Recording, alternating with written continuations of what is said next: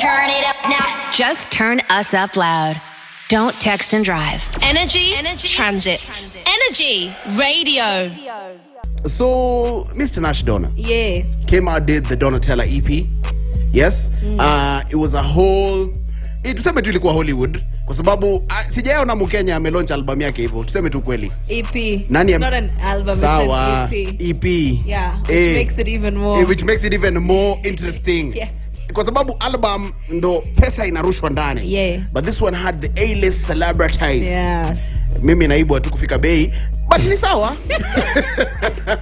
After working with her. Check it. Uninvited. But you know, ni life. Maybe she forgot. But 2020 aitaki makasereko. Hey. But it was a high-end EP launch. Hey. There were round tables, there were drinks, oh god, it looks so glamorous. But then I felt FOMO for missing out on Tanasha Donna's EP. True. But I could have been invited, as the ex radio husband. I felt I could have been Tanasha Manze. What did I do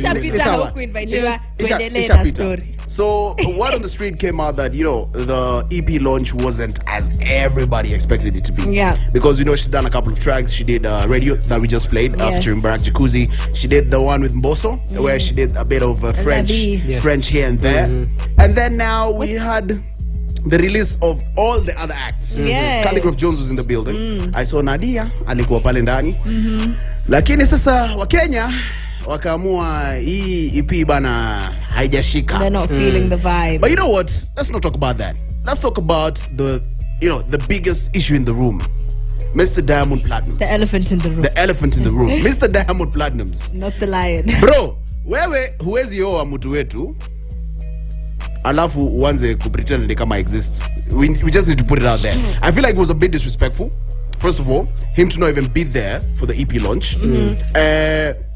After putting it out that unajua sisi wapenzi bana tunapendana. You remember how he did the birthday surprise, the Great Gatsby. Oh yeah. Yeah, went down on his knees, kissed the tummy instead of proposing.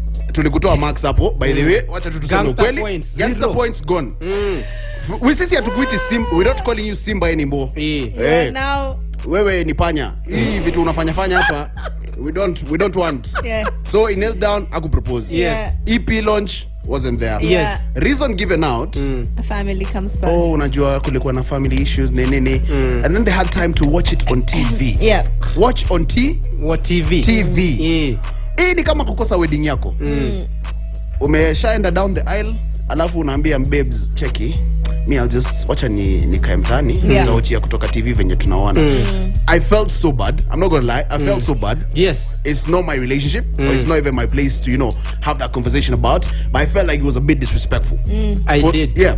I did, and I feel like there's some days as a Jama you're supposed to miss on your ladies' day. True. Like an EP, same case to a birthday, graduation ceremonies, never miss such stuff because it means a lot to that lady. Definitely. So Diamond Gangster Points goes to 0 and we have nicknamed you Panya, you're not a Simba anymore to us.